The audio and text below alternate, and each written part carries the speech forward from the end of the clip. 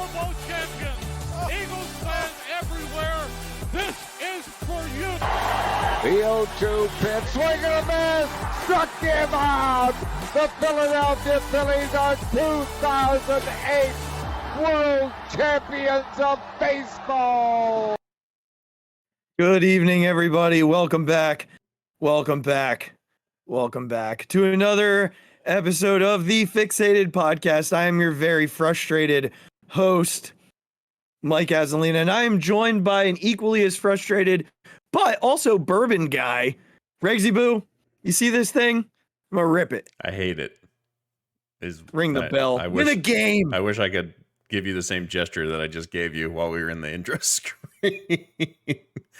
Yeah. But anyway, let's talk about something fun. Bourbon guy. Yeah. Switching it up. No, What? always been a bourbon guy. Always? Always. It's not always.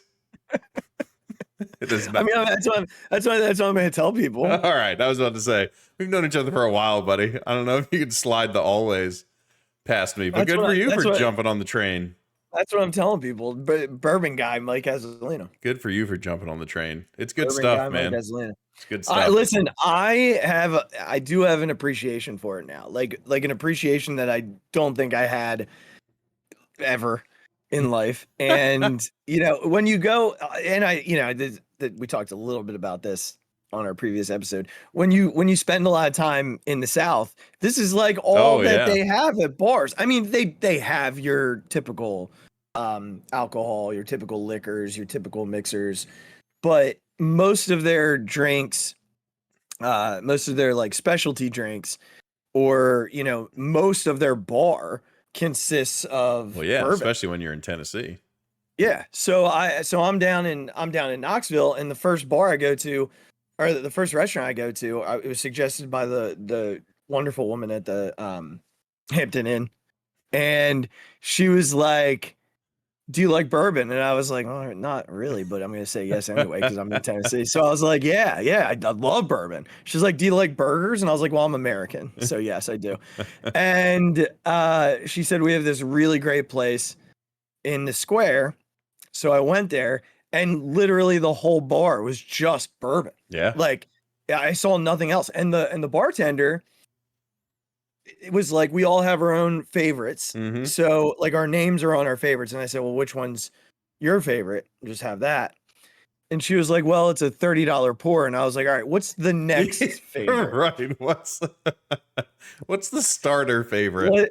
What is the favorite that's not a $30 pour? Do you have like a $4 one?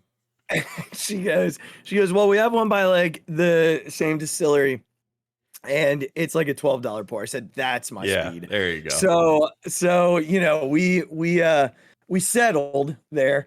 However, later that week I went back and got the $30 pour. Attaboy. So Regz, bourbon guy Azzy. Yeah, I love it. Bourbon guy Azzy. It's fantastic. That's the. Do you have a favorite bourbon? I do. I don't know if it's technically a bourbon. I think it is. It just says whiskey on the bottle, but I'm almost positive that it's a bourbon. It's called Slaughterhouse. It's from some people. This master wine blender in California decided to take his hand at whiskey blending. Okay. And so it's a blended whiskey, which is technically a bourbon. And it's just the best thing I've ever had in my whole life. My dad went from Scotch. He was a big Scotch guy, which is what kind of got me into it. He switched to a bourbon guy. Now he's transitioning into a rum guy. Funny enough, I don't like the rums. They're too sweet. They give me a headache. I just haven't been getting into it as like a sipping drink. No. Obviously we are quite experienced at mixing rums, you and I. But when he was into bourbon, I did get into it, and this was the one I just if it's around, I take his bottle. And I'm just like, this is mine now. I'm taking this home. So I'm drinking Larceny. It's a great one. That's a great one. What I've kind of started with. I mean, I've done a bunch of other ones along the way, but Larceny's the one that it's like my starter bottle. I've got some Knob Creek 9 in the closet, in the cabinet right now. Okay. I had some Yellowstone the other week, which was very good. I have had Yellowstone. I had some when I was in Chattanooga. It was very good. I like that a lot. Yeah, I've been running through a few here and there. Better be careful, Phixated, because we're about to turn this into a bourbon Listen, podcast since there's no good sports to talk about. There was a beer podcast on this network not so long ago, so it's not out of the realm of possibilities that there could be a spinoff. A bourbon pod coming your way. It could be a spinoff. Could it be just why not? Sitting here drinking bourbon and talking about why not? Listen, I dub myself bourbon guy and two button guy. There you go. Yeah, the Castellanos button look. I like it.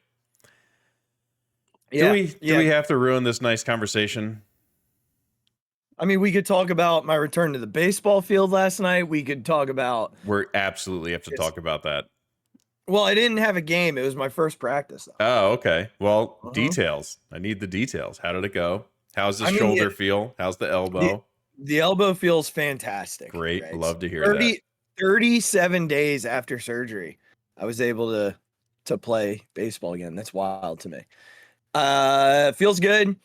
I will say, like, turning on an inside pitch was a little difficult. Like, there's just some tightness. Sure. But no pain or anything that like alarmed me. It was just like I was slower getting to the ball on the inner half. I have no problem like fielding the ball, reaching for the ball. Like, it doesn't bother me extension wise. Yeah. It was really just like getting around on balls like that were in on my hands. But I did end BP with a one hop off the fence. So I think I might be back. Think I might be back. First game isn't until it's not this Sunday, it's next Sunday. I got you. So we'll know for sure if I'm back then. Okay. All right. We'll know for sure if I'm officially back. This is going to be our new updates. You know, we had softball, we had my travel team. Now it's going to be your baseball team. Yeah, I mean, listen, every Sunday. So we'll just have the updates as we progress through the season. It's going to be good stuff. The team's 0-3 right now. Well, listen, you know, it's all right. They don't have their stud. Yeah, well. You back in shortstop, second base? Where are you playing? It looks like second. All right. Maybe a little bit of outfield too. Okay. We do have a really good shortstop. He and I last night at one point, like, he looked at me, he's like, "Oh, I can't wait for you to get back." And I was like, "I know, I can't wait to be back because we might actually be really good up the middle together." That a boy. There you go. Love that. Love it. Yeah. So maybe I'll get the call from the Phillies and why be not? the only person on that team who cares. Why not at this point? Yeah, how about it? All right, I guess we should talk about Philly sports now. I guess. If we enough have about bourbon and my, baseball. Enough about all the fun stuff. Want to be baseball career.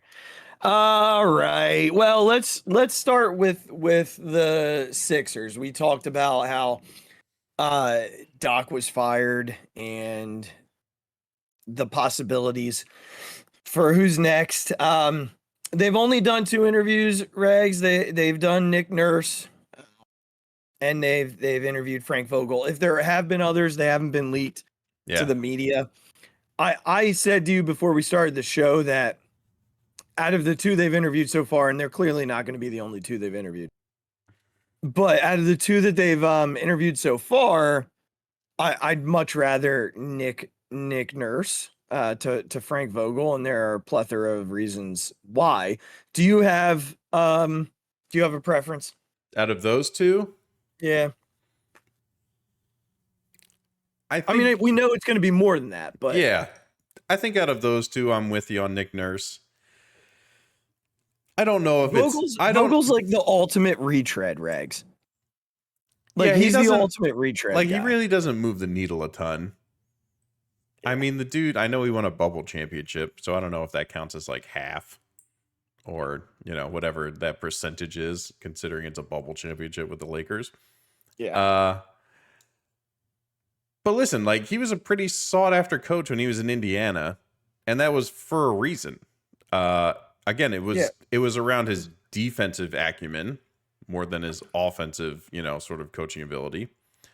But nowadays in the NBA, like you have a defense coach, you have an offense coach, you have a shooting coach, you have all these guys. So it's really not, it's almost like the NFL where we know the guy has a proclivity for something, but there's always someone else in charge of the other thing. So it kind of is what it is. I would still say Nurse. I don't know if it's by as wide of a margin as maybe you might think. Because I do think if you've coached like LeBron James and Anthony Davis, you have a pretty good sense of how to handle some superstars. Joel Embiid, obviously, in that conversation. Sure. Nick Nurse really hasn't handled that guy, maybe outside of Kawhi Leonard, for a few, literally less than a year. Yeah. Kawhi was there for 3/4 of a season. I get it. He won a championship, but it's a little bit different than handling LeBron James and AD on the same team. I think Nurse, with his proclivity for adjustments, like he will literally throw out a game plan at the first sign that it isn't working. Yeah. So I think that in of itself is a good thing. I think the ability to just sort of not have an ego about what you maybe put in 3 days ago. If it's not working, like it's out the door, you figure out something else on the fly. So that ability is great. But I don't think we should sleep on Vogel. I think, like I said, when he was coming out of that Indiana run, like he was a really sought after coach, and he did technically like win a championship. Like it happened. So again, I don't know if either of them are maybe my favorite choice, but out of those two, I'd still go with Nick Nurse. Yeah, I don't really. They're definitely neither one of them is the guy or person, I'll say, that I want. And for me, I hear what you're saying about coaching LeBron, coaching Anthony Davis. I get all that. I just 3 teams to me, like I'm like the 3 strikes and you're out kind of guy. Like if you've had 3 NBA teams and like haven't found longevity in any of them, then I don't know. I'm just kind of I'm already out. And I feel like you bring in another retread. That's what you did with Doc. Yeah. It didn't move the needle at all. There was no excitement when Doc got here. I mean, that's not fair. There was some excitement when Doc got here. But he didn't really change his ways, right? No. He was still the same Doc Rivers, and it feels like if you've been 3 places and you won a bubble title, cool, good for you. That you probably haven't changed a whole lot or aren't willing to change a whole lot about your philosophy or what got you sent away from the last place. I don't know if Nick Nurse would be any different. I do know Nick Nurse again has the reputation of being a really good game planner. He has the reputation of being a guy who can develop talent, young talent, and I feel like that's something that we've been lacking. Mm-hmm. I do think Nick Nurse has like the Philly presence a little bit to him. He's annoying. Yeah. And that would fit really well here. We hated him when he coached against us, which usually fits really well into being a Philadelphia athlete or a Philadelphia coach. If we don't like you when you're not here, we wouldn't like you when you're not here, then you're perfect for us. A la Bryce we would hate Nick Sirianni if he was a coach somewhere else. Yeah. Which makes him perfect here. Right. Right. So, all that to say, neither of these 2 guys are my top choice, and there are certainly going to be other people in the conversation. We talked about Sam Cassell. Yeah, Monty will be in the conversation. Let's run down the list. You have an article up, right? The Inquirer put an article together of kind of all the candidates that have been, put out there so far. So let's just run through the list minus Nick Nurse and Frank Vogel, since we just talked about them. Yeah, I don't feel like talking about Frank Vogel anymore. Yep, that's fair. So Budenholzer, obviously coming from Milwaukee. Yeah. Jay Wright, obviously the longtime Villanova coach, now TV personality. And Monty Williams, like you said, coaching the Suns, now open for business, as it were. And although they don't mention her in the article, there is a picture of Dawn Staley current South Carolina women's head basketball coach, who has kind of turned that program into a real powerhouse, quite honestly, in the last several years. And a Philly lady, you would say. So out of those 3 or 4, Budenholzer, Staley, Jay Wright, Monty Williams, currently, where do your allegiances lie? Well, I'm going to throw out Budenholzer right away. I have no interest in Budenholzer being the next head coach of the Sixers. Interestingly enough, well, let me ask you why before I get to my point. So I think we've seen what's happened with the Bucks since he's been there. And now I'll give him this during this postseason. He didn't have Giannis for 2 games of the series that they lost to the Heat. So I want to be fair in that. However, sort of the similar, they've gotten to the finals. The Sixers have not. But man, they fell flat when they got there. And to me, I don't, again, want this repeat of what we're going through. I want something different. I want something new. I want. Well, now he handled a superstar. He handled a couple. He did win with the Bucks. They've won their championship with him there. Oh my gosh, yeah, they did. Yeah. So he is an NBA champion. That's my bad. I apologize. That's for okay. That. That's my bad. The bourbon hits different. So yeah, no, for some reason I was like stuck on the idea that they lost. No, I'll go back to what I said, which is I just, there's something about him come playoff time. And I know that they want a title. I get it. But is it fair to say that, like, clearly he had Giannis, but Drew Holiday was playing out of his mind that postseason. Yeah. And so was Middlebrooks. Like, they were both playing. It's not Middlebrooks. Middleton. Middleton. Middleton was actually not good. He was great getting them there, though. He was hurt a lot of the year. But in that postseason, he played the championship. Out of his mind. Yes, he did. Yeah, he played out of his mind. Yes. Like, now my memory is coming back to me about that postseason, and he and Drew Holiday hit every big shot in that postseason. Yeah. Every single big shot in that postseason. Is that the postseason Durant, KD stepped on the line? Yes. And they got eliminated? Yes. Yeah.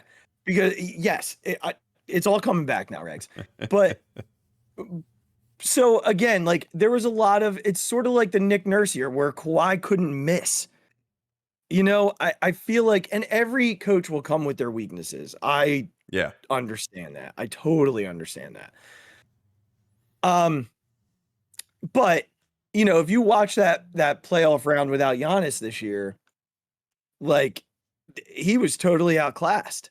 Yeah. From the coaching. Spoelstra outcoached him up and down the floor. Yeah. Well, yeah. So I'll leave it there. Spoelstra will make you look silly, obviously, more times than not. I'll leave it there, though. The only thing I'm interested in from the Budenholzer standpoint is that I don't know if a ton of people have looked into this, but, like, he had a tremendous personal tragedy happen after the first round of the playoffs. I did not know that. I don't want to say what I think it is because I don't know all the specifics, but it was like a very close personal tragedy that happened in the middle. His brother. Wasn't it his brother? Something like that. Yes. I was going to say son or brother or something like that. But, yeah, like, I think it was his brother. It was like a tremendous, you know, personal tragedy that would send anyone, even at the highest professional level.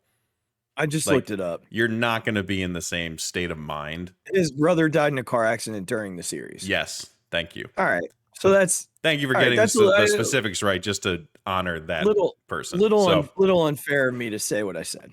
But again, I don't think it's. I only say that to say I don't. People have really been hounded on him, and I've heard it on several other podcasts, and someone brought this up the same as I did. Like, we don't really know maybe what could have happened. The Giannis injury was huge. When you lose a player like that, when Middleton is not playing the same way that he did in that championship run. Drew was playing very well. Holiday continued to play well. Brook Lopez was still playing pretty good. But to lose a Giannis, like in that situation, when Middleton is clearly not the same guy, is a big deal.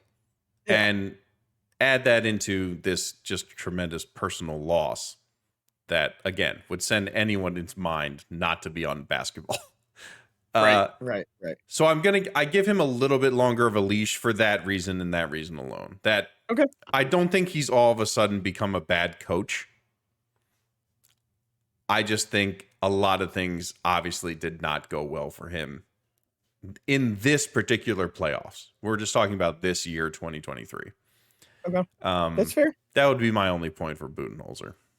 Okay. Let's jump to Monty for a second. I did read today, and I'm trying to find it, that he might take this year off.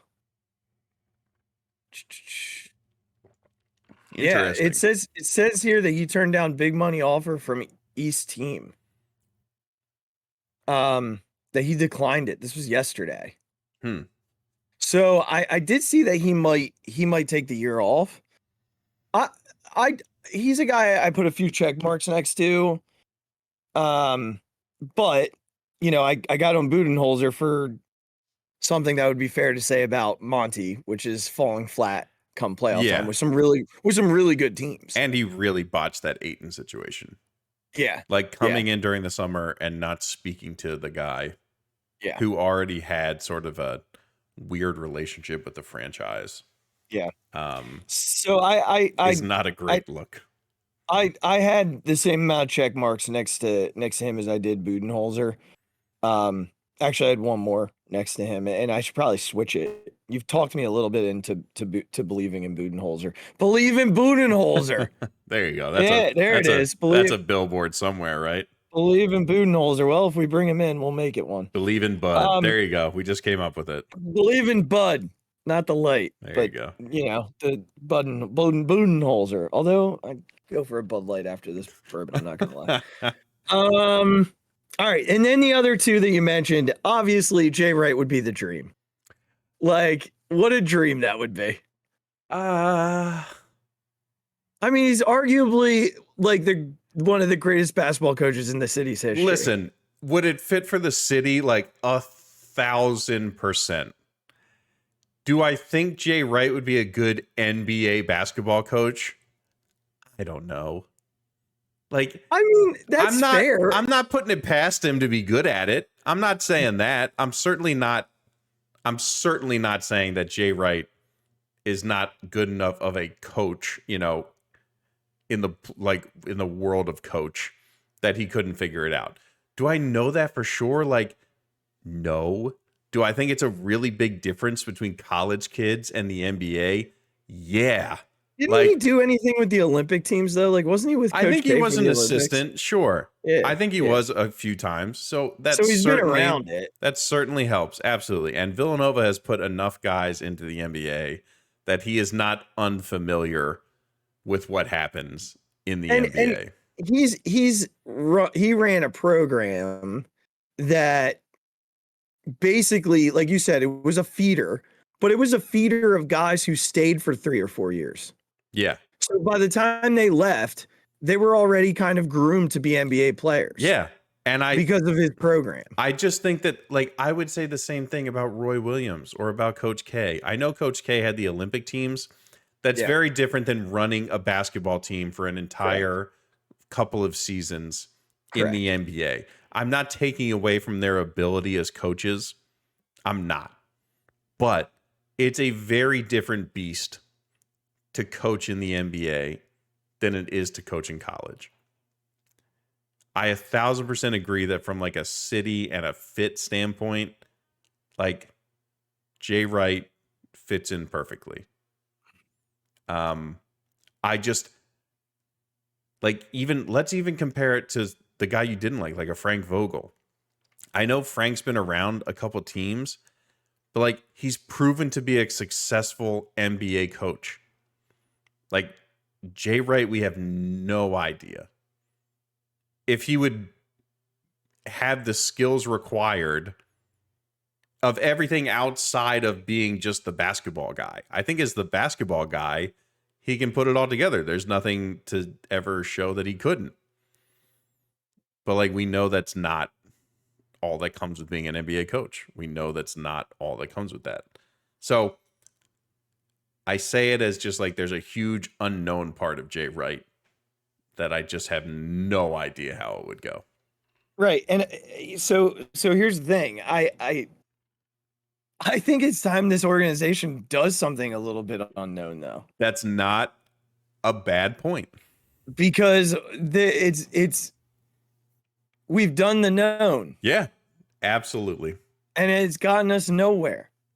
So it might be time to take a risk, to jump a little bit out of the ordinary into the extraordinary, and force a different direction, force a different perspective, force a different mindset, force a different approach.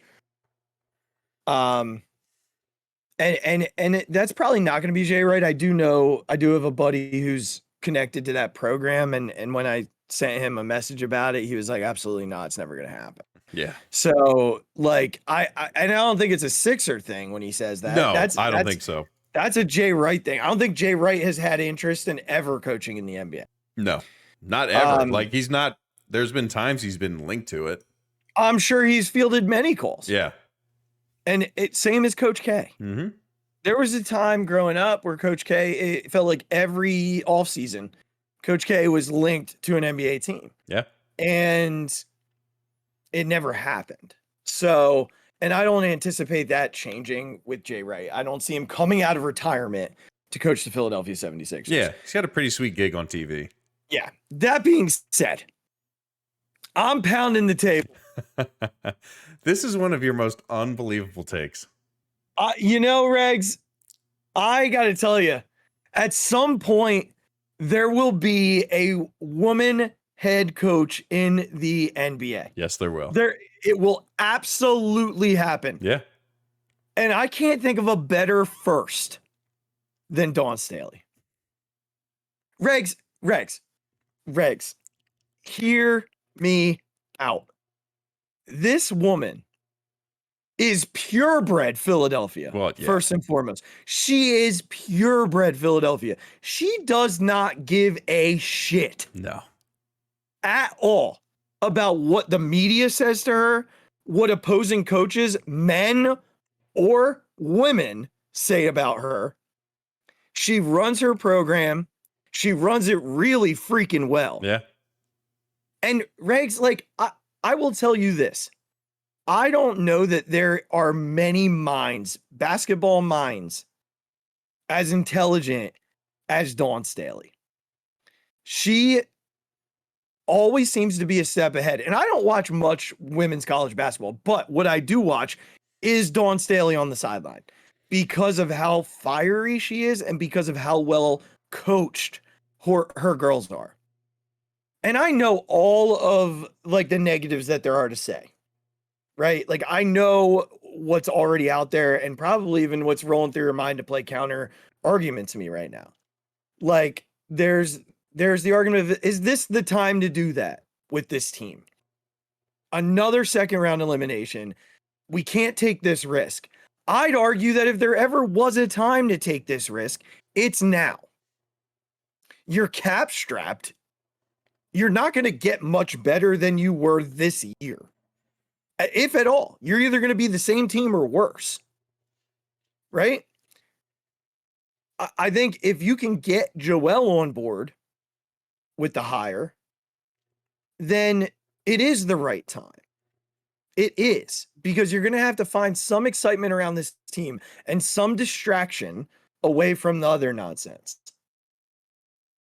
I think that the other argument is, it's the clear argument that you're going to hear from morons on WIP that this should not be a job that a woman has. And Regz, I'm going to get on my soapbox a little bit here. And I'm just going to say why. Straight up, why? Why can't a woman do this job? Because we've had plenty of guys come through that haven't done it. So we're going to throw another one in. Like, I get that that's going to be said. And it's going to be said over and over again. People that are pounding the table just as hard on the other side to tell me that it shouldn't be, this shouldn't be done by a woman. And I just entirely within every fiber of me disagree with that. I think that she is the right person to get that train rolling, to be like the Jackie Robinson in that sense of like, let's be the first to do this. And she's got the credentials, she's got the mind, she's got the toughness. Like, I don't know that there are many dudes who can handle the city's media. Yeah, there aren't. We've seen that played out. And how they melt down around it. She ain't gonna be scared of that. She's not. Do you remember when they were being accused of playing dirty this year in the tournament? And she just like, it was like watching a general basically just shoot daggers through the opposing general. Like, don't step to me. She's got the right attitude for it. I don't think she'd be intimidated by players. Yeah. I don't think she'd be intimidated by media. I don't think she'd be intimidated by the coach sitting on the other bench, whether it's Nick Nurse or Popovich. Like, I don't think she would be intimidated whatsoever. Regz, I know this organization's in a weird spot right now. They're stuck in the mud. Yeah. They need somebody that's going to come in and light a fire. The city needs to have a fire lit under them. Because if you think about the order of team in this city right now and fan frustrations, the Eagles are so far away from the other teams right now that they're not even worth a conversation. Yeah. Clearly people are frustrated with the Flyers, but I think people knew the Flyers were going to suck, and that helps when you know you're going to be bad. The Phillies are frustrating people right now, but the Sixers, with the effort they put out in those final two games and just the general like letdown that they feel from year to year, I think the Sixers are lowest on the list in terms of fan frustration, just because of the expectations and the repeated letdowns. So the fan base needs energized a little bit. And I'm going to tell you right now, I don't think Nick Nurse is going to energize them. So, again, the attitude over the course of 20, 25 years that she's been in the spotlight of playing the sport and coaching the sport, she's never really been a failure. Like, she's sort of stepping into that world of like that spotlight of like that Pat Summitt. Like, that's the way people are looking at her in the college basketball realm. And it's really freaking cool that we have that next generation of that, because that's the way people are talking about her in coaching realms. Pat Summitt never had the opportunity. We weren't close to this conversation when Pat Summitt was a coach. Yeah. We're close to this conversation now. And it's going to happen at some point. There are women sitting on the benches of the NBA with NBA coaching staff. There are women coaching in the NFL. We're not far from this. And if anybody can step from the coaching seat in women's college basketball to the coaching seat in the NBA, it's Dawn Staley. Floor is yours.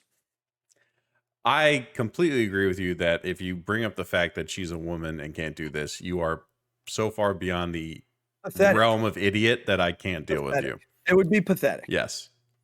That in and of itself is not an argument that needs to be talked about. Well, one will be made. That will be made. Of course, one that will be made. Of course, it will.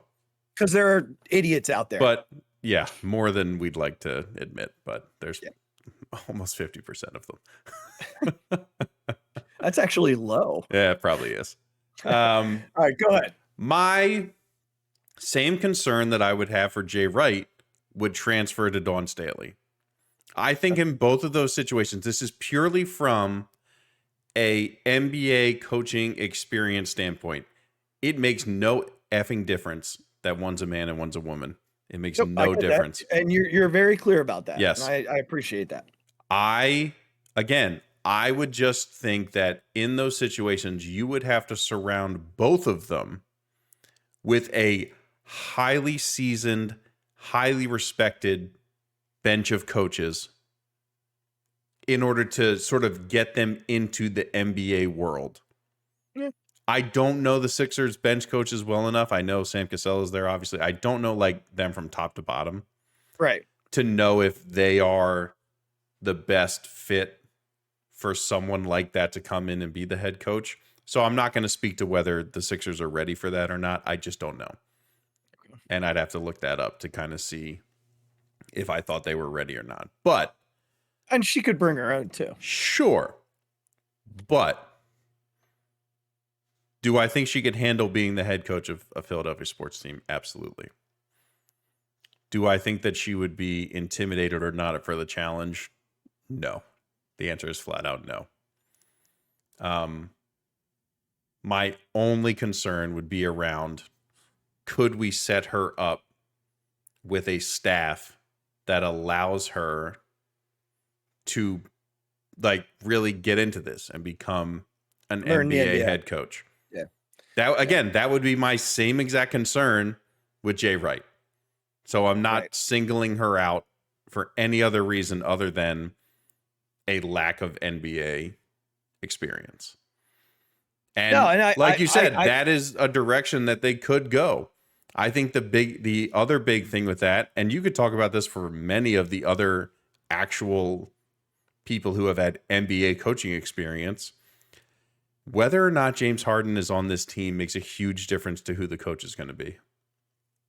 And not only from who Daryl is going to want to pick, but who is going to want this job. Yeah. Because I bet if you tell a lot of these people, hey, James Harden's going to be on my team, they're like, thanks. I'll call you if these 3 other offers don't go through. It's fair. James has made it very clear that he wants to play basketball a certain way. And if a coach, let's say like a Jay Wright or a Dawn Staley, is going to come in here and even throw in anybody, a Nick Nurse, a Frank Vogel, a Monty Williams, if they're going to come in here and say, James, I need you to play a different way than you want to, they're all going to be behind the 8 ball. Yeah. So I'm not trying to like throw a wrench into the system, because I do agree that, listen, she's proven she could handle. She's been a player for one of the best coaches that's ever lived. Coaches, doesn't matter women or men, one of the best coaches that has ever lived. Yep. She went on TV and was a TV personality, so she knows how to handle the media. She knows how to handle that kind of stuff. Mm-hmm. Like you said, she's born and bred Philadelphia. So coming to this city intimidates her this much. Not even. Right. So like all those things line up for her to be in a great spot. It's just this James Harden thing makes a difference, man. It makes a difference. And so we're just going to have to see how it plays out. I'll say this before we move on. Yeah. I can appreciate the NBA experience piece. Everybody's got to start somewhere. You're absolutely right. But the Sixers would have to make a concerted effort to put the people around her to give her the best chance to succeed. Yeah. And I want something different. I want something new. I want something to be excited about, because if I have to sit there and watch, Frank Vogel or Nick Nurse, and I'm going to get the same old, go get them stuff. I want fire. I want someone who's going to coach this team and that the city's going to get behind. And I've just talked myself into Dawn Staley, and for so many reasons. I don't think that you could be any more wrong than with any of the other people that we've already talked about. Yeah. Seriously. I don't think there's that much variance here. Like, it just depends on how the team looks. Campaign for Dawn, baby. There you go. Bring me Dawn. Put it on the billboard. Bring me Dawn. Forget Bud. I don't need Bud Light. Screw you, Bud. I need Dawn. There you go. Give me Dawn. You know what else I need? I don't. Yeah, but I don't want to talk about it. Well, we're going to talk a little bit about it. Look, we're not going to recap what's been going on with the Phillies. I think it's a very good thing we talked about something else first. Because Yeah, cool call. if we had gone into the Phillies off the rip, my blood pressure would be at like 210. Yeah. So I want to go here first, and it's just the pure inability of this team to take yesterday's momentum and translate it into today. And I don't even mean this specific game. I mean the season In general, yeah. I mean, you go from winning 2 out of 3 against the Cubs after a blowout loss to open the series. You take momentum entirely back, and then you piss it away to the Diamondbacks 2 straight days, and you almost get swept. Trey Turner comes up and has the swing of his Philly career, and then comes back today and goes 0 for 5. The team gets a couple of decent pitching performances in the series against the Diamondbacks, especially when you consider that one of the games was Matt Strom and the Covey guy that they got. Covey, sorry. I want to call him Covey too. And he looked fine through 5. He had a rough start, but once he settled himself in, one run through. Yeah. And he pitched himself out of trouble in that inning with the 1 run. Mm-hmm. So, he really looked good. And then, Ranger wasn't good yesterday, but the bullpen was. Yes. The bullpen was really good yesterday and kept them in the game. And then today, as I said to you before the show started, you're only as good as your next day's starter. And my dad asked me tonight when I was talking to him, which Aaron Nola are we going to get? You just don't know. But one thing that's starting to become eerily consistent and concernably consistent is his remarkable consistency in giving back runs within moments of the Phillies scoring runs. Yeah. Tonight, they go down 2-0. Alec Boehm hits a 2-run home run. And then Bryson Stott doubled in Marsh. Is that how it went? Mm-hmm. Yeah. They take a 3-2 lead. Those 2 pitches to Ozuna. Like six commercials later, it's tied. It took 2 pitches. Then what then happened? They took the lead 4-3 with Harper. No, tied. Oh, no, Harper tied it. Right. Yeah, because the home run, he gave up a home run to somebody else, Riley, his second home run.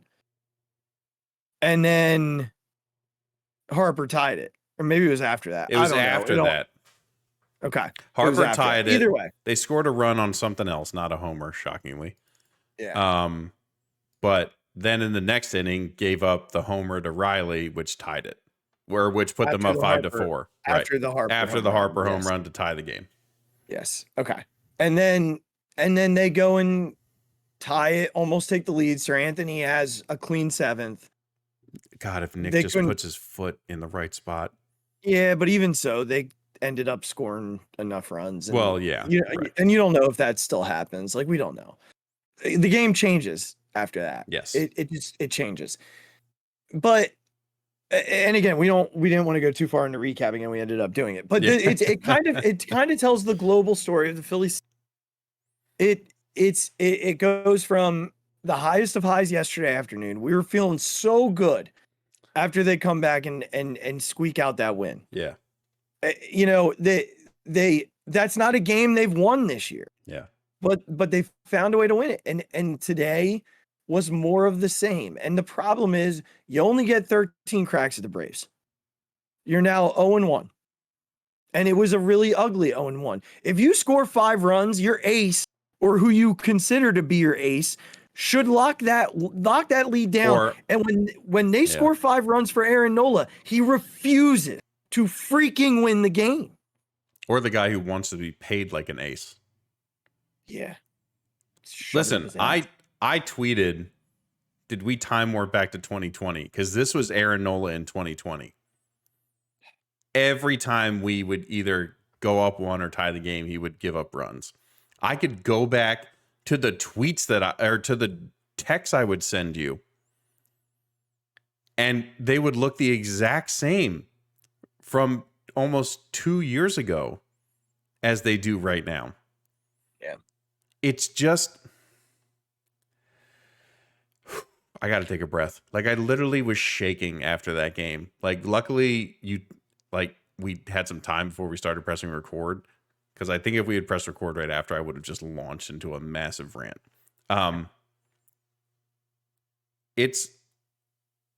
It's not just Aaron Nola, obviously.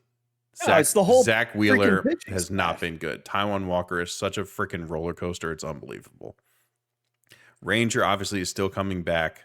Yeah, I feel like he's still in the midst of spring training. We're going to give him a little bit of a pass. Yeah. Obviously, Bailey Falter was awful. Yeah, super bad. The part about Nola that frustrates me the most is that you want to be paid like an ace. You want a $200 million contract. And this is how you're pitching to get into that. Like, this is Aaron Nola's free agency year. This is his contract year. And this is how he's choosing to represent himself to every other team in the league. I don't care what you think about this team. Like, you would think just for yourself, if this is the guy you want to be and who your agent is projecting to other teams, this is the showing that you're going to give us. I went back and watched the pitches to Riley.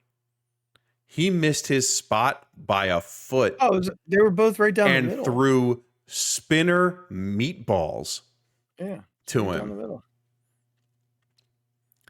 And when you play against a good team, which I hate saying it, but the Braves are a very good baseball team. Yep. When you play this way, you will never beat good baseball teams. Because good baseball teams take advantage of every mistake you make. Yeah. And Aaron Nola continues to come into these games and into these innings where we either give him a lead or tie the game and are trying to take some momentum back. And he refuses to do whatever he has to do to not make that mistake. Like, those pitches were mistakes. They're not ones where you just tip the cap to the guy and say he made a great swing at a really good pitch. We've watched enough baseball. We've played enough baseball, Azzy. Like, there are some times where that happens. There are some times where you just got to tip the cap to the other guy. You threw the perfect pitch, you hit your spot, and the dude just hit it. It happens all the time. That's not what's happening with Aaron Nola. He is making mistakes. Yeah, and he only throws 91. Yeah, or he throws these spinners that don't do anything.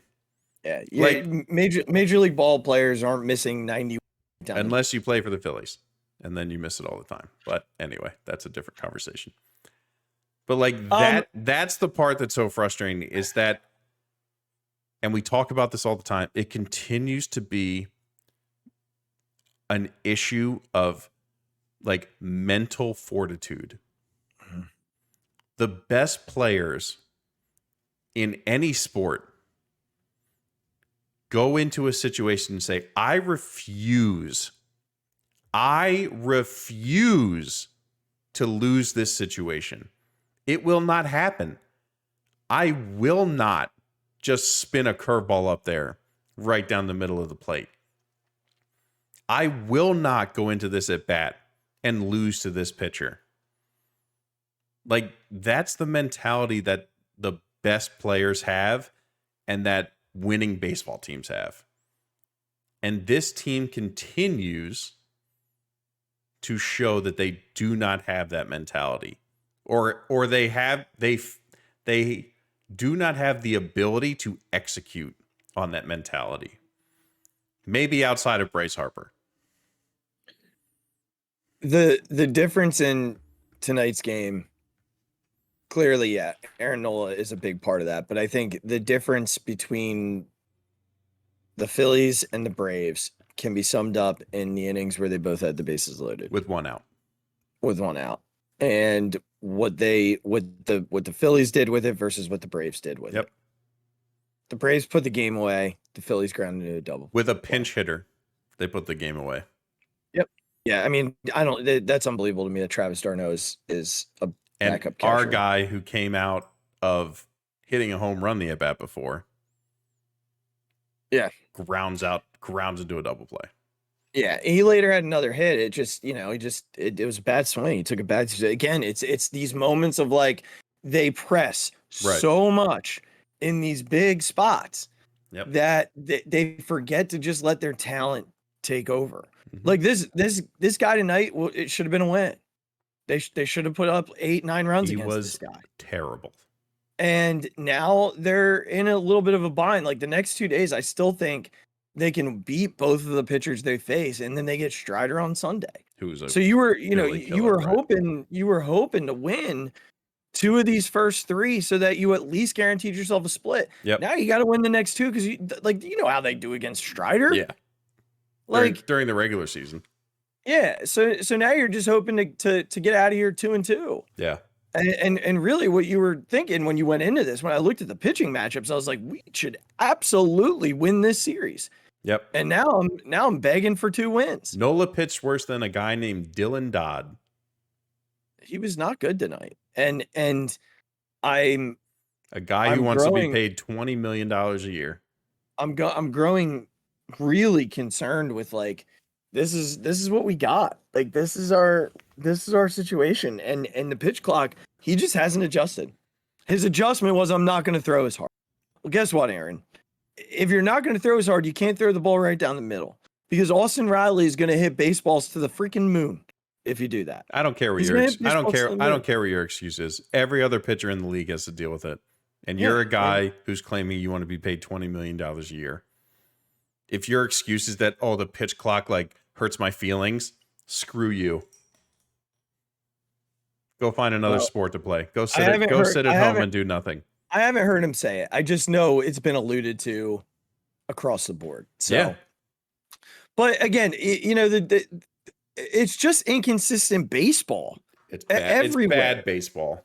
It's inconsistent baseball everywhere. Yeah. From the starting pitching to the offense to the bullpen to defense. The managing to the defense. It's all just inconsistent across the board. And you're not going to beat really good teams that way. Nope. You're not. And you're getting to a point where you're going to bury yourself so far in the standings that you're not even going to be in the conversation. Luckily, the National League stinks because they're like 3 games out of a wild card spot. I know, now. But the Braves gave them a chance to like be close enough, and they never took advantage of it. No. And the Braves to me are a team that beats not great teams all the time. They've had trouble with good teams this year. They've lost pretty much every series to teams who are actual contenders. Yeah. And they've won the series against bad teams, which they need to do. But the Phillies are Topper said it the other day, and I know he took some crap for his comments, that the guys in that room on paper, that's a 95 win baseball team. Yeah. And I 100% agree Absolutely. with him. 100% agree with him. Every player in that lineup, and again, we said tonight, Edmundo Sosa is just being exploited because he's not supposed to be playing every day. But that lineup has a bunch of really, really, really, really baseball players. Yeah. They're just playing bad baseball. Yeah. Because I continue to see the phrase on social media, this is a bad baseball team, or maybe they're just not good. No, that like if you have a lineup, if your lineup consists of Trey Turner, Bryce Harper, Nick Castellanos, Kyle Schwarber, JT Realmuto, and then your young guys are Bryson Stott, Alec Boehm, Brandon and Marsh Brandon Marsh. Alec Boehm. Yeah, you're not a bad baseball team. No. You're a bunch of really good players playing really bad baseball. Yes. Regz, I was on one of the best Legion teams in the county. One of the best Legion teams in the county in high school. From my sophomore year to my freshman year of college, I played. And we were always one of the best teams in the county. We went to the state tournament 3 times in the 4 years I played. We were really good, but we went through stretches where we played really bad baseball. Really bad baseball.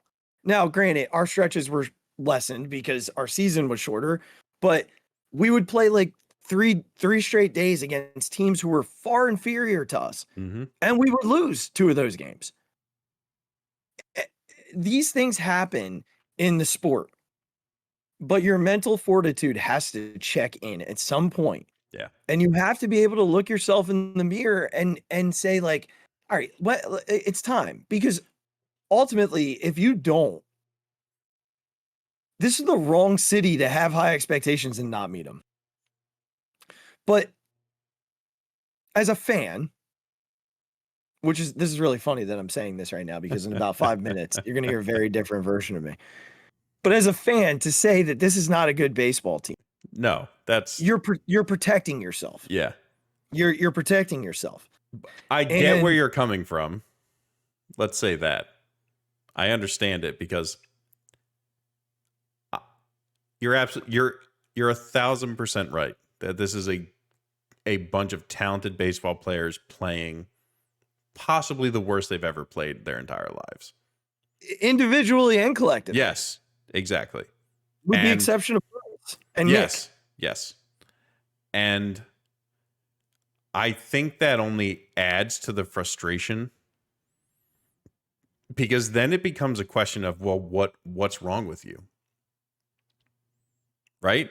It doesn't come down to like those teams from the late 2010s and like early 2000 teens where they were just full of bad baseball players. Yeah. Like they just weren't good. You know, so when the bullpen blew a game, you know, you could be frustrated, but it was a bunch of guys you've never heard of before. So of course they were going to lose, and of course they were going to be bad. This team doesn't have that. Like, you can't fall back on that. You're a team that just spent the most money that this organization has ever spent for a payroll. And you have you have, like you said, a lineup that consists of those guys and a pitching staff that consists of the names that we already know. I understand there's been some injuries. I understand that that's happened. But that doesn't affect how you go out as an individual and play baseball. Yeah. Baseball is one of the most individualistic team sports that's ever existed. Because it doesn't take someone to like pass you the ball like in basketball. It doesn't take a great quarterback to make you good as a wide receiver, you know, or something like that. Baseball is about your individual effort and your individual focus. Because every play is individual. The ball gets hit to you. Are you focused enough to take the right route, to not bobble it on the catch, to make sure the guy doesn't get an extra base, to make the right throw to the cutoff man or not? Are you able to process what's going on in the game to be able to hit a ball to right field if you have to? Or know that I have to pull the ball in this situation because it's going to get my guy home, or whatever it is. It all comes down to your individual ability to recognize the moment and be focused and determined and willing to do what it takes to make the play for the greater team. That's where the team aspect comes in. You as an individual have to be prepared and focus and know the situation enough to be able to contribute to the team's success. That's what baseball is. And right now, this is a team that is showing that they lack the individual fortitude to get those things done. And I get it. Yeah. There's been glimpses, right? Craig Kimbrell has been pitching phenomenally. Gregory Soto, for the most part, has been a really, really good pitcher for this baseball team. But like Bryce Harper coming off of Tommy John surgery, like clearly that dude has the stones to step back in and be like, yeah, I'll do everything it takes to put this team together. But like, there are also a lot of guys who just aren't focused in the moment. They're not focused in the moment on the right things to do. And I think like that's what it comes down to. Again, this is probably a bad comparison, but like one of my favorite baseball players ever is Albert Pujols. And the biggest reason why is the same reason I love Tim Duncan. He's one of my favorite basketball players ever. Because you know what Albert Pujols never like got worried about? Like, what's my exit velocity on this pitch? Or can I pull every baseball so I can hit more home runs? Albert Pujols was one of the best hitters that baseball has ever seen because he never worried about if I just dink one into right field. Because, most of the time he came up to the plate, all he needed to do was get a hit to either score someone or move a runner along or do what he had to do for his team to win. Like, that's what makes great baseball players. Yeah, I mean, Albert Pujols was also just... Again, he's one of the best hitters we've ever seen. I get it. It's an unfair comparison to like compare Alec Boehm to Albert Pujols. Yeah, I'm just talking about the mentality of it. That like, I understand. Trust me, I understand. But it's like... I think I do. Yeah, yes and no. I mean, I think there's two extremes. There's the extreme of like you're not focused, and then there's the extreme of you're too focused that the game becomes too hard. And like these guys are where they are because they are so talented. Like yes. I know yes. Matt Strom got into like a Twitter battle with Jason Carabas.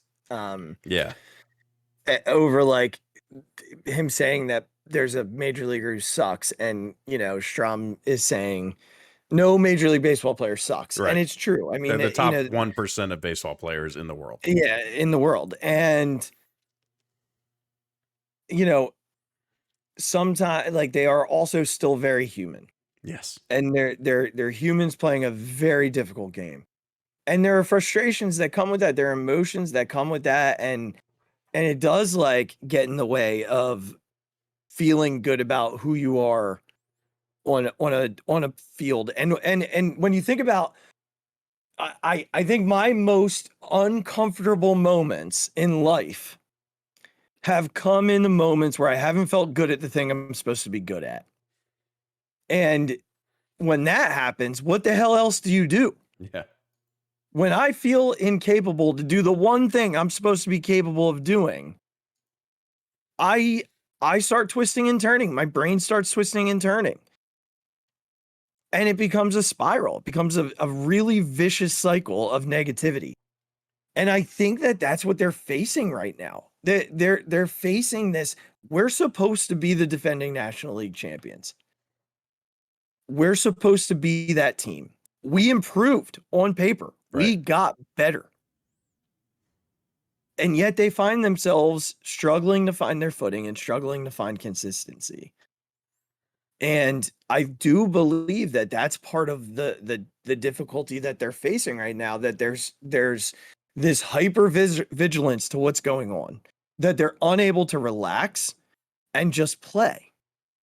They're not able to be comfortable because they're so focused on this label, this title, this feeling, this expectation, this standard, that they can't reach the accountability because they're not able to just be and play. And that's on them to figure out how to get back to that. They get to play a game that every little boy on the planet wanted to grow up and play. Possibly girl. Yeah, absolutely. Yeah, absolutely. Yes. Anybody who loves the sport wanted to grow up and play it professionally. And it's easy to forget that, I'm sure, when you're going through these moments. So I know what you're saying about like this inability to focus, but I don't know if it's a lack of accountability. I think it might be almost like too much accountability. Like I think that they're almost like pushing and pressing themselves so much that they're forgetting what got them there last year, which was just having fun. Yeah.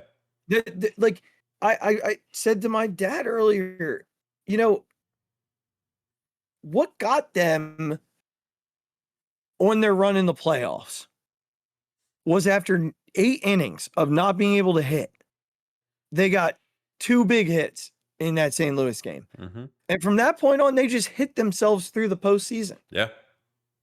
All it took was like that. And I thought yesterday was that big hit. Yeah, so did I. And you know what? Honestly, the offense did enough tonight. That's true. Yes. 5 runs should be enough with Aaron Nola on the mound. The problem is there's no consistency on this team at all. They cannot lean on either side because when one of them's doing what they're supposed to be doing, the other one's not. Mm-hmm. It is the worst example of complimentary baseball that I've ever watched in my entire life. You might as well just go. You might as well just go into it now. All right. So here's the Phixated. I went full negative Azzy yesterday. Full negative Azzy. And I did it purposely. I mean, I was almost to the point of negative Azzy not is where I was. I think at one point I told Regz they weren't ever going to score a run again.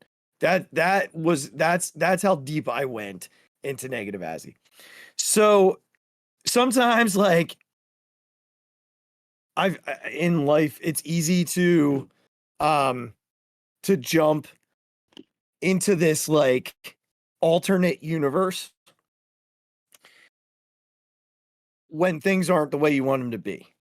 Right. So right now, for me, I want the Phillies to be good.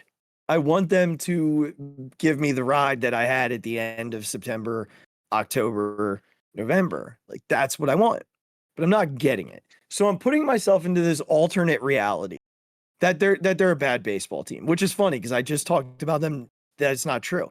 But this is what I have to tell myself, that they're not good, because every night I try and convince myself that they are. So sorry, I have something on my hat. So if you're watching on YouTube right now, you're seeing me this thing off my hat. And it's not going away. It's very, very distracting. I think I finally got it. But I have to convince myself that they're not good right now. I have to convince myself that when I sit down to watch a game that I expect them to lose. And it does become it becomes easier, 1, but 2, I feel like it's good luck. Because yesterday when I went full bore negative and they come back and win. Tonight, I went full bore negative Azzy in the first inning and they took a lead immediately. What I didn't say was, actually, I might have said it. Nola will give it right back. I think I did say it. And he gave it right back. Did. Yeah. And he gave it right back. So it didn't work there. But I'm doing this for the sake of all of us. I'm going to go full negative Azzy. So if you're following me on Twitter, or you start to follow me on Twitter at the Mic Drop 5, just expect me to be unbelievably pessimistic. I am going to try and reverse this course publicly. So if someone comes at me and just calls me the most negative fan in the world, I'm going to tell them to podcast and just listen to the end and you'll understand why. I am sacrificing my fandom. I am sacrificing my reputation as a very positive fan to go full bore negative. I feel like it's what's best for the franchise. I feel like it's what's best for the team. I feel like going into this alternate universe that I truly don't believe is what will work. So, for the foreseeable future, and maybe even beyond the winning streak that they're about to embark on as a result of my negativity, I'm going to be negative Azzy. If they go on a 10-game winning streak because of me being negative Azzy, I will continue to be negative Azzy. If they somehow reach first place, which they won't, but if they do, I will continue to be negative Azzy and find the negative in everything. We're going to give this a shot for a little bit. We're going to give this negative Azzy energy a shot because it really worked yesterday and I was all in. I think tonight I had some moments of positivity like, oh, Alec Boehm's back. Like I am going to go full in on everybody sucks. The team can never win. All of it. I'm going all in. Hear me now. I might even boo at the stadium. I might even boo. I'm going to live in this alternate universe. I am going to break out of the fourth wall, and I am going to be negative Azzy. No more rainbows and sunshine. No more rose-colored sunglasses. It is going to be a nightmare in my head every day. I'm going to wake up tomorrow and tweet out, and you know what? I'm even going to credit all of my tweets to negative Azzy. I like it. It's just going to say at the end, negative Azzy. Mm-hmm. It's just going to be what's going through my head is negative Azzy is all I'm going to tweet. We'll start now. They're going to get swept. And I don't just mean in Atlanta. They're going to lose 10 straight to the Braves, the Mets, and the Nationals. They're going to 0-10 on the road trip. There's my first negative Azzy thought. There it is. There it is. And if they do win tomorrow, which they won't, because they're never going to win again, I'm going to come out with good win. They'll lose tomorrow. Yep. So buckle in, people. You don't know what you're getting yourselves into. You don't know. You don't know. This is an Azzy no one wants, but one you're all about to get. Something you don't have to be negative about. Our subscriber count on YouTube is up to 43.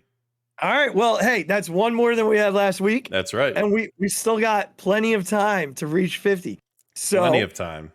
That leads us perfectly into this. If you are watching on YouTube, please click subscribe below so that you can get all the negative Azzy that you are seeking as we move forward into this very painful baseball season that we are about to continue to embark on. You can follow us on Instagram at B&B Podcast. You can follow us on Twitter at B&B Podcast or at the Phixated Podcast. Follow me at the Mic Drop 5 or Regz at Big Regz with a Z. And you can follow us at the Phixated fan page. We'll be introduced to negative tomorrow. And you can check out the merchandise on the show description below. Other than that, my friends, not much more to say tonight. Regz, anything that you want to add for the good cause?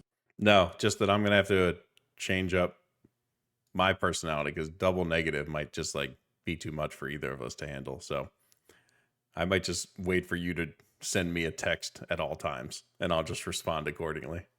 All right. Well, I mean, buckle up, man. Because usually it's me. Usually it's me prompting you. I don't even think you know what you're about to get from me. I can't wait. Yesterday was nothing compared to what I'm going to start doing. I can't wait. I mean, it is just going to be brutal. It's going to be brutal. It's just going to be brutal. So actually, what time is it? 11:40 p.m. I might put my first tweet out at midnight. Oh my God. I can't wait. I cannot wait. I'm here. The dark side. The darkness is here. The dark side is here. All right, everybody, take care. We'll see you next Thursday, show number 99. That's right, man. Number 99. Unbelievable. And then listen, if you don't get subscribed for any other reason, Azzy and I, for episode 100, will be in the same room, speaking to each other, right next to each other.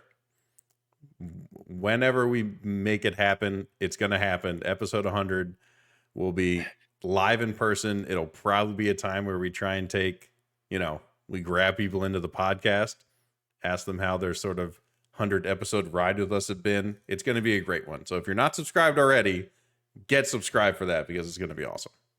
Might want to do that. Yeah. Might want to do that. I think that, being able to join us and talk to us about your journey with us could be a lot of fun. That's right. Could be a lot of fun. Show number 100 right around the corner, folks. Right around the corner. So get on board or be on my list with the Phillies. You don't want that. You don't want that. Trust me. You don't want that. You don't want it. All right, everybody, make sure that if you haven't already done so after beautiful soliloquy about getting on our subscriptions, do it now. Click it now. Do it. Don't wait. Right now. But we will talk to you all soon. We will be back on Thursday with me complaining more and with Regz laughing at me. Until then, be good, be safe, be kind to yourself, be kind to one another. The Phillies suck. Go get Dawn Staley. Take care, everybody. See you, everyone. Oh my God! Deep to right field, way up there and way out of here. The Philadelphia Eagles are Super Bowl champions. Eagles fans everywhere, this is for you. The 0-2 pitch, swing and a miss, struck him out. The Philadelphia Phillies are 2008 World Champions of Baseball.